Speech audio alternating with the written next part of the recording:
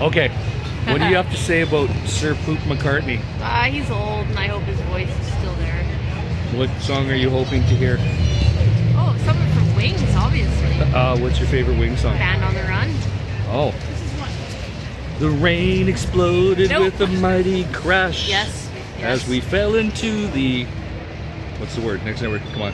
Fell into the... Sound. Sun. Sun. Oh, millennials, they don't know their wings. Delete that. The millennials don't know their wings. Edit that. I'm Okay. not from the 70s. I apologize. So we're bigger than God, bigger than Jesus Christ. Thank you very much. You've got a lucky face. Okay. The end.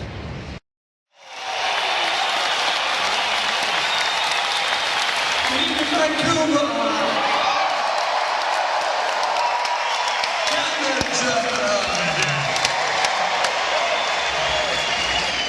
Okay, I'm getting the feeling we're going to have a good time here tonight. Alright. We're going to bring you some old songs, some new songs, some in-between songs, and we'll see how we go. Thanks for joining in. Just got back, it's quite late here on the West Coast, from the first of two Paul McCartney concerts, which I just attended tonight. And I wanted to provide a review and my thoughts on the one-on-one tour. It was a typical set that he's established. I think this is only his fourth date. I think he did Fresno, Portland, Seattle. So yeah, this is his fourth gig, and he's doing two concerts.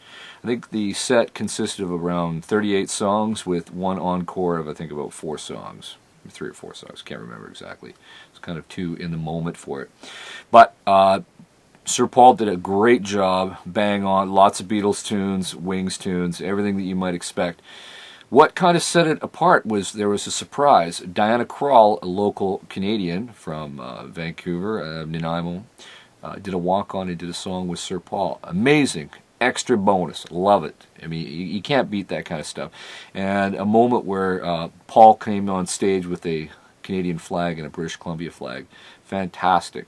There was even a moment where a family was brought up on stage for about 5 minutes, and there was a lot of antics going on. So Paul did a good job of trying to make this a local thing, which is fantastic. It kind of makes that connection with the audience. What led me to go see Paul, because it's not cheap, I'm not going to lie to you, is that he's getting on in age, and I don't want to see Paul in his later years when he sucks, kind of like what happened to Frank Sinatra at the very end.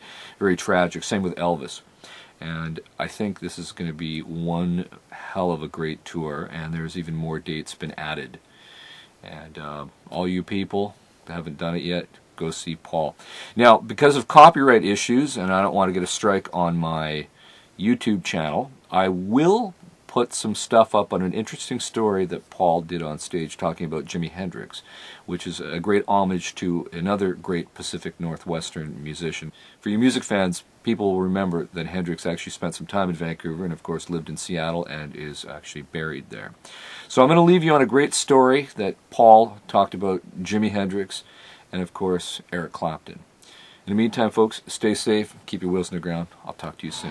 And we always do that little bit at the end there as a homage to the late great Jimi Hendrix.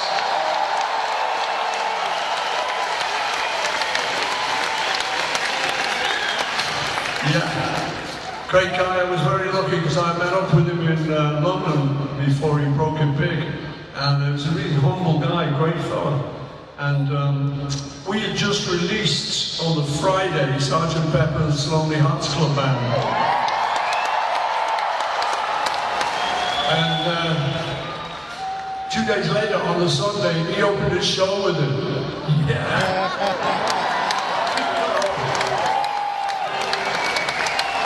And he did a fantastic version of it, we were all there, so paying homage to the great man. But the thing is, he used his Bixby vibrator arm, and it was kind of...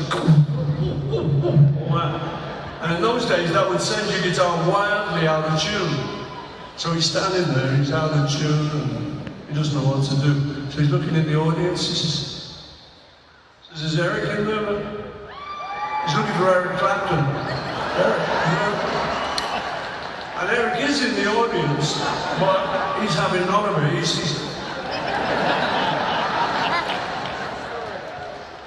Jimmy looks at me and says, will you come up here and tune this, man?